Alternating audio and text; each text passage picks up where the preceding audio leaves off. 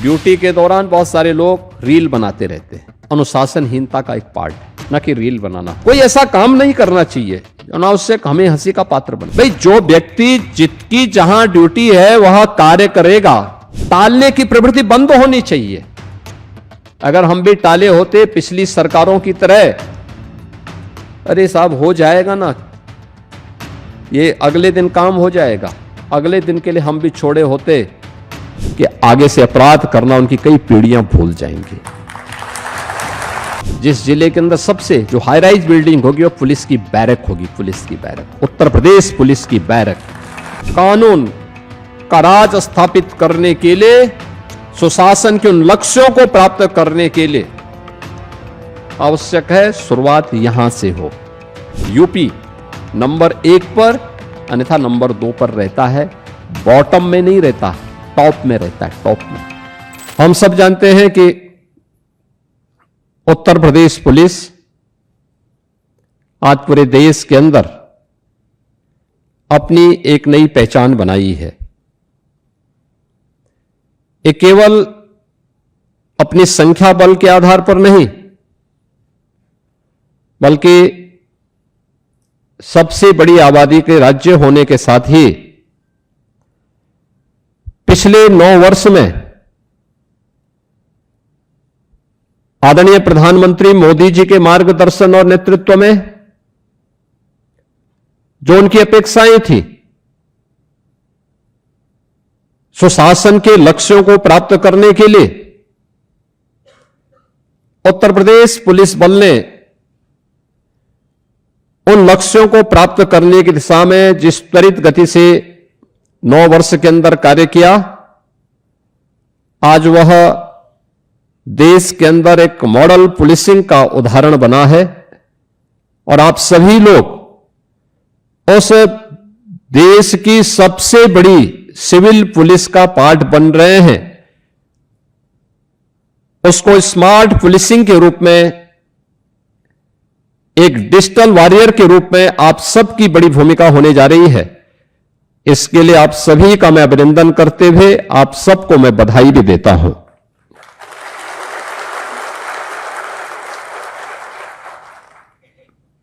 दो 2017 के पहले का उत्तर प्रदेश, क्योंकि अब 9.25 वर्ष हो चुके हैं, आप में से बहुत सारे लोग उस समय टीनेजर्स रहे होंगे, सभी के सभी लोग थे, क्योंकि आप में से कोई भी 18 वर्ष 28 वर्ष से ऊपर का तो हो नहीं सकता है। वे खन्ना जी को छोड़ दें तो खन्ना जी की तो उम्र 90 के आसपास होगी, तो उनके लिए ये सब चीजें अलग हैं। लेकिन आपकी उम्र आज से 10 वर्ष पहले 17-18 वर्ष की रही होगी, 10 वर्ष से लेकर के 17-18 वर्ष के बीच की रही होगी। स्वाभाविक रूप से सभी लोग अपने मां बाप पर आश्रित रहे होंगे। कोई स्कूल जाता रहा होगा, कोई कॉलेज की तरफ पहली बार देखा होगा।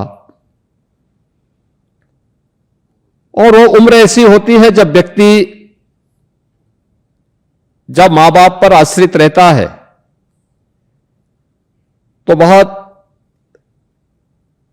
जो है उनको गंभीरता के साथ नहीं लेता है, हर एक घटना को ये मान के चलता है, क्योंकि मां बाप का आश्रय से बढ़कर के कुछ भी नहीं होता है, उसके लिए सब कुछ वही है, इसलिए उसको बहुत चिंता नहीं होती है।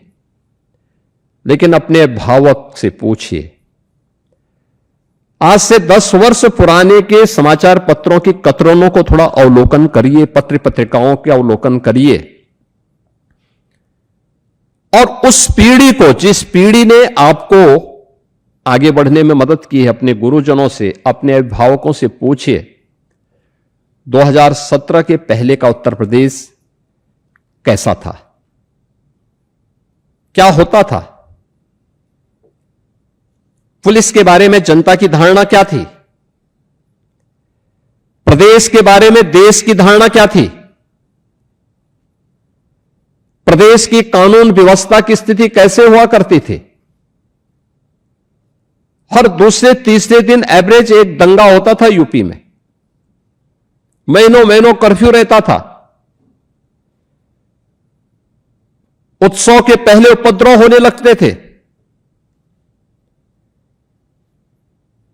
जब पुलिस के अधिकारी ही सुरक्षित नहीं रहते थे।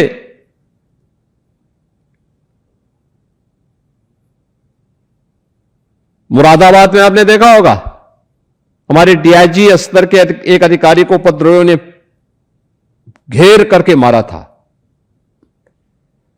यानी ये मान करके कि वह अब जीवित नहीं बचे, इसलिए वे उपद्रवी छोड़ करके तब चले गए। अन्यथा उनको पता होता कि व्यक्ति जीवित है तो छोड़ते नहीं। जब पुलिस अधिकारी ही सुरक्षित नहीं है,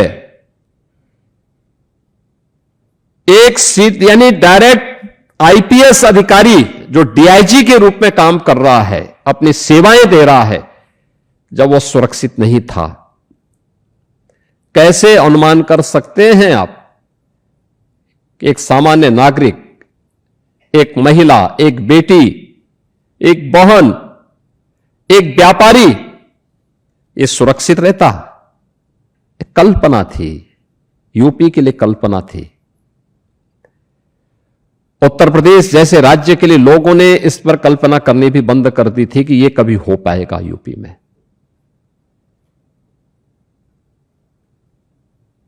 हम लोग लगातार वॉच कर रहे थे, क्योंकि मुरादाबाद की घटना मुझे भी याद थी, और हम लोगों ने फिर आने के बाद अपनी कार्रवाई को आगे बढ़ाया। हम जानते थे कि उस समय बहुत सारे पॉलिटिकल प्रेशर वहां पे पड़ रहे थे उन अपराधियों को बचाने के लिए, और अंततः उन सभी अपराधियों को अभी पिछले कुछ दिनों पूर्व सरकार की प्रोसिक्यूशन की विंग के माध्यम से किए गए प्रयासों का परिणाम था। उन सभी को सजा हुई है, और इतनी गंभीर सजा हुई है कि आगे से अपराध करना उनकी कई पीढ़ियां भूल जाएंगी। हमने भर्ती की प्रक्रिया को पूरी पारदर्शिता के साथ आगे बढ़ाया। भर्ती की प्रक्रिया कोई अनुमान कर सकता है? आज हम 930 कंप्यूटर ऑपरेटर को नियुक्ति पत्र वितरित कर रहे हैं। अभी पिछले दिनों आपने देखा होगा लगभग 35,000 पुलिस आरक्षी के लिए परीक्षा संपन्न हुई है। 28 लाख नौजवान उसके लिए एप्लीकेंट थे। उससे पहले 41,000 होमगार्ड के लिए भी हम लोग परीक्षा आयोजित की।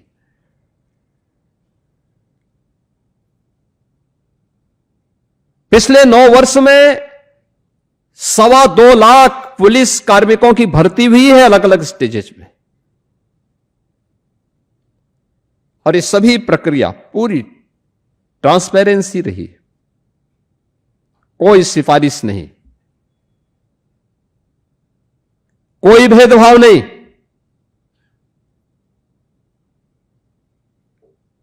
कानून का राज स्थापित करने के लिए, सुशासन के उन लक्ष्यों को प्राप्त करने के लिए आवश्यक है शुरुआत यहां से हो, यहां से शुरुआत हो, और फिर ट्रेनिंग की कार्रवाई को आगे बढ़ाना। मुझे याद है 17 में जब सरकार बनी थी, उस समय मैंने पूछा भी पुलिस की कितनी भर्तियां हैं। मुझे बताया गया था कि साहब इतने लाख भर्तियां होनी हैं। वे क्यों नहीं हो पाई हैं? क्योंकि कोर्ट का स्टे है। कहां कहां से स्टे है? कागज निकाले गए सुप्रीम कोर्ट से, हाई कोर्ट से, अलग अलग भर्तियों में स्टे थे। भाई इस स्थगन आदेश का मतलब क्या है? माननीय न्यायालय की अपेक्षा क्या है, और उन अपेक्षाओं पर क्यों नहीं हमारा भर्ती बोर्ड खरा उतरता है? हमने उसमें कार्रवाई शुरू की। माननीय न्यायालय ने आदेश दिया कि आप भर्ती कर सकते हैं। हमने प्रक्रिया को आगे बढ़ाने की शुरुआत की कि पता लगा, मैंने कहा भर्ती होंगे तो ये जवान जाएंगे कहां ट्रेनिंग के लिए? कहा साहब ट्रेनिंग सेंटर नहीं। यानी उस समय बताया जा रहा 3,000 भर्ती एक बार में होगी। आप अनुमान करिए कि 3,000 नौजवानों की एक भर्ती की प्रक्रिया होती, फिर 9 महीने की उनकी ट्रेनिंग होती, तो मुझे लगता है कि कई दशक बीत जाते भर्ती होने में। हमने कहा भी नहीं, नियम को ठीक करो। तेजी करो।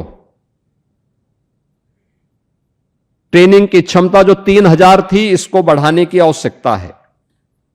और आपने देखा होगा गत वर्ष हम लोगों ने 60,244 भर्ती की थी, और सभी 60,244 की भर्ती को ट्रेनिंग हमने यूपी पुलिस के ही अपने केंद्रों में ट्रेनिंग भी दी है उनको, और वे ट्रेनिंग लेने के बाद सफलतापूर्वक अब फील्ड में जाकर के अपनी ड्यूटी करना प्रारंभ कर दी है। ये 60,244 जवान यूपी पुलिस के, यूपी के ही केंद्रों में, 17 में हमारे पास केवल 3,000 की ट्रेनिंग की क्षमता थी। आज हमारे पास 60,000 ट्रेनिंग की क्षमता मौजूद है। यह है स्पीड। जब हम इस स्पीड के साथ चलेंगे तब परिणाम आएगा। आप जब कोई कदम उठाएंगे आलोचनाएं होंगी, उससे घबराए बगैर हमें आगे बढ़ना पड़ेगा। इंफ्रास्ट्रक्चर हमने डेवलप किया। पुलिस के जवान जिसके भरोसे हम इतनी बड़ी आबादी को सुरक्षा की गारंटी देना चाहते हैं, उसका स्वयं का ठिकाना नहीं था। टूटे हुए बैरक में रहने के लिए मजबूर होता था। आखिर सर्दी गर्मी बरसात उसके लिए भी तो है, उसके लिए भी तो ये सब समस्याएं हैं, लेकिन नहीं, उसकी सुविधा का ध्यान नहीं होता था। आज आप जाइए, प्रदेश के अंदर 56 जनपद ऐसे हैं जिस जिले के अंदर सबसे जो हाई राइज बिल्डिंग होगी वो पुलिस की बैरक होगी। पुलिस की बैरक, उत्तर प्रदेश पुलिस की बैरक, सबसे ऊंची सबसे बड़ी बिल्डिंग। यानी इसका मतलब यूपी पुलिस आज सबसे टॉप पर चल रही है। 54 जिले बताते हैं कि प्रदेश अब दौड़ रहा है, अब रेंग नहीं रहा है, अब दौड़ रहा है। ट्रेनिंग की क्षमता बढ़ाई गई, पुलिस की भर्तियों का कार्यक्रम प्रारंभ हुआ। 17 में हमने जब भर्ती की थी, हमें मिलिट्री से, पैरामिलिट्री से और दूसरे राज्यों से ट्रेनिंग सेंटर हायर करने पड़े थे। हमने उनके केंद्र लिए थे, वहां पे हम लोगों ने ट्रेनिंग करवाई थी।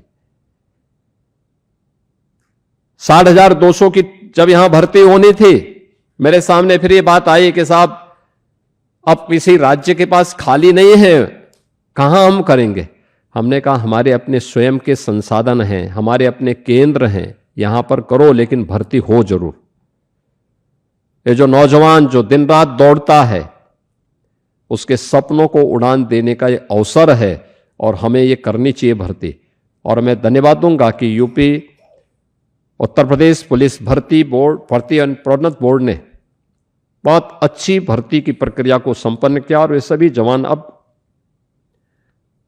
अलग अलग थानों में, अलग अलग जनपदों में अपनी सेवा देने के लिए फील्ड में उतरे हैं। पुलिस कमिश्नरेट सिस्टम ये 1972 से चला आ रहा था, हिम्मत नहीं ले रहे थे। यूपी पुलिस आईपीएस को आईएएस ऐसा दबाते थे, फाइलों में ऐसा दबा देते थे, वो फाइल एक बार बंद हुई नहीं कि फिर वो कभी खुलती नहीं थी।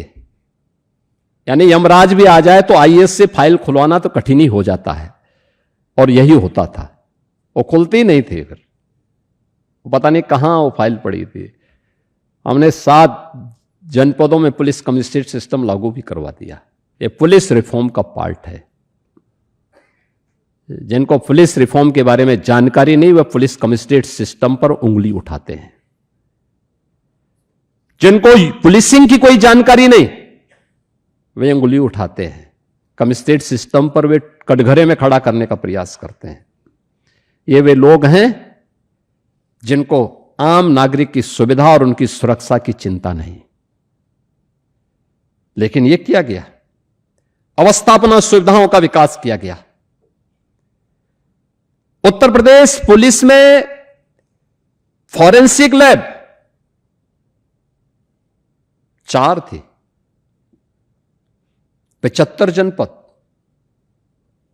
25 करोड़ की आबादी। हमने उसको बढ़ाने का काम किया। आज मुझे प्रसन्नता है, 12 फॉरेंसिक लैब्स हमारे पास हैं। उत्तर प्रदेश पुलिस के पास अपना फॉरेंसिक इंस्टीट्यूट भी है, और अब तो हर जनपद में उत्तर प्रदेश पुलिस ने 6 अन्य ये ग्रेड की लैब भी बन रही हैं। साथ साथ हर जनपद में मोबाइल फॉरेंसिक वैन भी मौजूद हैं। हर जनपद में, बड़े जनपद में 3, छोटे जनपद में 2। अगर ये सब तैयारी पहले से नहीं होती तो 3 नए कानून को हम प्रभावी ढंग से लागू कर ही नहीं पाते। साइबर सिक्योरिटी का एक थाना था यूपी के अंदर, आज हर जिले में सभी 75 जनपदों में साइबर सिक्योरिटी से जो साइबर थाना भी मौजूद है, और हर थाने में साइबर हेल्प डेस्क भी है। बहुत सारे मामले आ रहे हैं इस फील्ड से जुड़े हुए, साइबर फ्रॉड से जुड़े हुए मामले ढेर सारे प्रयास करने से होता है। और उत्तर प्रदेश पुलिस ने समय का उपयोग किया, काल चक्र के साथ उस प्रवाह को अपने ऊपर हावी नहीं होने दिया, बल्कि उस प्रवाह को अपने साथ लेकर के चली। तो उत्तर प्रदेश पुलिस आज देश के अंदर निखर गई है। अब उत्तर प्रदेश पुलिस पर कोई उंगली नहीं उठाता, लेकिन काल चक्र की प्रवाह के बगैर जो व्यक्ति अनिर्णय का शिकार होता है, वह कटघरे में भी खड़ा होता है और अंततः बिखर जाता है। हमने अपने कार्य पद्धति के माध्यम से जहां पे कार्य दिया जा रहा है, मैंने आपको कहा ना कि आप यूपी पुलिस के स्मार्ट पुलिसिंग की जो परिकल्पना है, उसके डिजिटल वॉरियर के रूप में आपकी बहुत बड़ी भूमिका होने जा रही है, और उस भूमिका का हिस्सा बनने के लिए आप सबको अपने आप को तैयार करना है। आपको इस बात को ध्यान में रखना होगा कि आज सबसे बड़ा चैलेंज है आज के समय में, कोई चीज अब आज के इस युग में किसी से छुपी भी नहीं रहती है। पहले नौकरी के लिए आप बाहर जाते थे, यूपी में तो नौकरी थी नहीं, यूपी के बाहर नौकरी करने के लिए जाते थे, वहां पहचान का संकट अलग था। पहचान आपको, आप बोल ही नहीं सकते थे साहब मैं उत्तर प्रदेश का रहने वाला हूं, नहीं बोल सकते थे, क्योंकि बोलते तो अगर आप उस योग्य हैं भी तो पहले ही आप उसके लिए इनएलिजिबल हो जाते हैं। और मैं मानता हूं आज आपको अपने ही राज्य में, अपने ही जनपद में नौकरी की संभावना आज आपके लिए मजबूत हुई है। साथ साथ अगर आपको लगता है कि कोई अच्छी अपॉर्चुनिटी बाहर भी है, वहां भी जाएंगे तो वहां पर आपको अब कोई मना नहीं कर सकता, वहां भी आपके सामने अवसर है। हमने प्रदेश के अंदर जो ट्रांसपेरेंसी लाने का कार्य किया भर्ती आयोगों में, बोर्डों में, उसके परिणाम आए हैं। हमने 9 लाख से अधिक तो केवल सरकारी नौकरी दी है।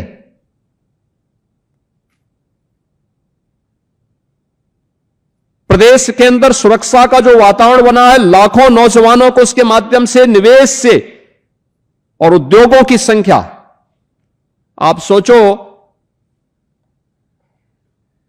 कि यूपी के अंदर कुल 14,000 बड़े कारखाने थे, कुल 14,000, इतनी बड़ी आबादी का राज्य। एमएसएमई लगभग बंद हो गया था। आज हमारे पास बड़े कारखानों की संख्या इन 9 वर्ष में 32,000 से अधिक हुई है। 32,000 बड़े कारखाने स्थापित हुए हैं, लाखों नौजवानों को यहां नौकरी मिली है, और 96 लाख एमएसएमई यूनिट में फिर से पुनर्जीवित होकर के रोजगार के नए अवसरों को सृजित किया है। आज यूपी का व्यक्ति यूपी के अंदर कार्य प्राप्त कर सकता है, उसकी रुचि के अनुसार उसे कार्य प्राप्त हो सकता है। प्रयास से होता है, सुरक्षा का बेहतर वातावरण देने से होता है, बिना भेदभाव के हर एक व्यक्ति को सुरक्षा। अब दंगा नहीं होता है, अब महीनों कर्फ्यू नहीं रहता है। पिछले 9 वर्ष से कर्फ्यू कहीं यूपी में नहीं लगा। अब यूपी में पर्व और त्योहार के पहले लोगों में निराशा और हताशा नहीं आती है। पर्व और त्योहार के पहले एक उत्साह का वातावरण होता है, अपनी खुशियां को लोग बांटते हैं।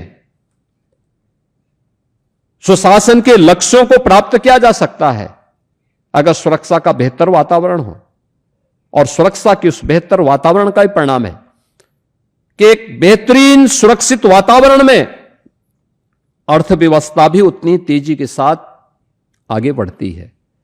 हमने पिछले 9 वर्ष में उत्तर प्रदेश की अर्थव्यवस्था को 3 गुना करने में सफलता प्राप्त की है। 3 गुना, प्रति व्यक्ति आय 3 गुना से अधिक बढ़ी है। अब उत्तर प्रदेश में हर व्यक्ति आना चाहता है, हर एक सेक्टर में आना चाहता है, और इस बदले हुए इस परिवेश में आपको कार्य करने का अवसर प्राप्त हो रहा है। आपकी पीढ़ी सौभाग्यशाली है कि आपने बदले हुए उत्तर प्रदेश में दुनिया के सबसे बड़े सिविल पुलिस का आप हिस्सा बनने जा रहे हैं। उसके कंप्यूटर ऑपरेटर में उस यूपी पुलिस को स्मार्ट पुलिसिंग के साथ जोड़ने के साथ ही उसके डिजिटल वॉरियर के रूप में आप अपनी भूमिका का निर्वहन करने जा रहे हैं।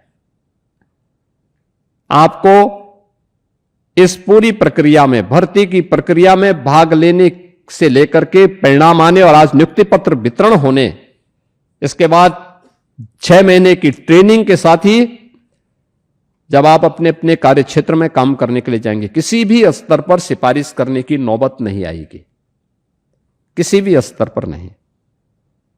मेरिट, हर एक स्तर पर मेरिट देखी जाएगी, उस मेरिट के अनुसार आगे बढ़ने की तैयारी, और ये सभी कार्य हमें स्मूथली आगे बढ़ाने चाहिए। जब किसी भी स्तर पर कोई भी किसी भी प्रकार का भेदभाव नहीं है, तो फिर शासन भी आपसे अपेक्षा रखेगा कि उतनी ही ईमानदारी के साथ, उतनी ही गरिमापूर्ण तरीके से आप जिस दायित्व का निर्वहन करेंगे, जो दायित्व आपको सौंपा जाएगा, एक कंप्यूटर ऑपरेटर के रूप में उस दायित्व को भी उतनी ही स्पीड के साथ आपको आगे बढ़ाना है। अनावश्यक पेंडेंसी समाप्त होनी चाहिए, टालने की प्रवृत्ति बंद होनी चाहिए। अगर हम भी टाले होते पिछली सरकारों की तरह, अरे साहब हो जाएगा ना, ये अगले दिन काम हो जाएगा, अगले दिन के लिए हम भी छोड़े होते तो ये भर्तियां नहीं हो पाती, ये 2.25 लाख अकेले उत्तर प्रदेश पुलिस में नहीं हो पाती, अवस्थापना सुविधाओं का विकास नहीं हो पाया होता, ट्रेनिंग सेंटर इतने बड़ी संख्या में नहीं विकसित हो पाए होते, यूपी पुलिस के द्वारा जो कदम अलग अलग फील्ड में उठाए गए ये सब नहीं हो पाए होते। हर एक क्षेत्र ने कुछ ना कुछ नया किया है और उसके परिणाम आज सामने आए हैं। यूपी अब बेमारू राज्य नहीं है, देश की इकोनॉमी का एक ग्रोथ इंजन बनकर के देश के टॉप 3 इकोनॉमी में यूपी का नाम भी आता है। आज हर एक स्तर पर यूपी को सम्मान मिलता है। तो हम भी उस राज्य के निवासी हैं जो देश की अर्थव्यवस्था में अपना योगदान दे रहा है। अब भारत सरकार की कोई भी स्कीम आती है, यूपी नंबर 1 पर अन्यथा नंबर 2 पर रहता है, बॉटम में नहीं रहता है, टॉप में रहता है, टॉप में। और उसी यूपी को उस पहचान दिलाने के लिए आप सबको कार्य करना है अपने अपने फील्ड में रह करके। यह केवल मेरे स्तर पर, मंत्रियों के स्तर पर या जनप्रतिनिधियों के स्तर पर या चीफ सेक्रेटरी या डीजीपी के स्तर पर नहीं, बल्कि सबकी सामूहिक टीम एक साथ प्रयास करके अपने अपने फील्ड में काम करना प्रारंभ करेगी तो परिणाम आने में देर नहीं लगेगी। और उस नए यूपी के बारे में हमें कार्य करना है। आप सभी अब विकसित भारत की प्रधानमंत्री जी के विजन को आगे बढ़ाने के सारथी भी हैं अपने अपने फील्ड के। आप सभी को उस फील्ड में नेतृत्व देने के लिए तैयार होना होगा। और याद रखना, ये तभी हो सकता है जब आप आत्म अनुशासन के भाव को बनाए रखेंगे। हम लोग अक्सर देखते हैं ड्यूटी के दौरान बहुत सारे लोग रील बनाते रहते हैं। ये अनुशासनहीनता का एक पार्ट है। उस समय हमें अपने ड्यूटी के प्रति सजग होना होगा, न कि रील बनाना होगा। हमें इस बात को ध्यान में रखना होगा कि जिस कार्य को हमें करना है उसके प्रति उतनी ही सतर्कता और उतनी ही गंभीरता भी होनी चाहिए, तब वह गरिमापूर्ण तरीके से परिणाम दे पाएगा। कोई ऐसा काम नहीं करना चाहिए जो अनावश्यक हमें हंसी का पात्र बनाए।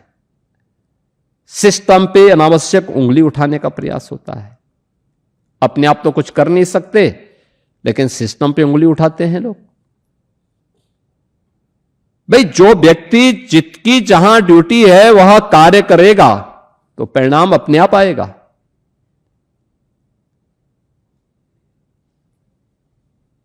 और उस परिणाम को लाने के लिए उस टीम भाव के साथ हम सबको आगे बढ़ना होगा। मुझे विश्वास है कि जो 930 कंप्यूटर ऑपरेटर्स आज यहां पर नियुक्ति पत्र प्राप्त कर रहे हैं, अगले 6 महीने के अंदर आपकी सफलतम ट्रेनिंग के उपरांत आप जब अपने कार्य क्षेत्र में जाएंगे तो उसमें जो बेहतरीन होगा, जो सबसे अच्छा होगा, वह करने का प्रयास करेंगे। आधुनिक तकनीक की जानकारी आपके पास होनी चाहिए। यूपी पुलिस से जुड़े हुए उन सभी एप्लीकेशंस की पूरी जानकारी आपके पास होनी चाहिए। और इस क्षेत्र में हमें किन सुरक्षा मानकों को ध्यान में रख करके कार्य करना है, इन सब बातों को आप ध्यान में रख करके अपना अच्छा परफॉर्मेंस करेंगे।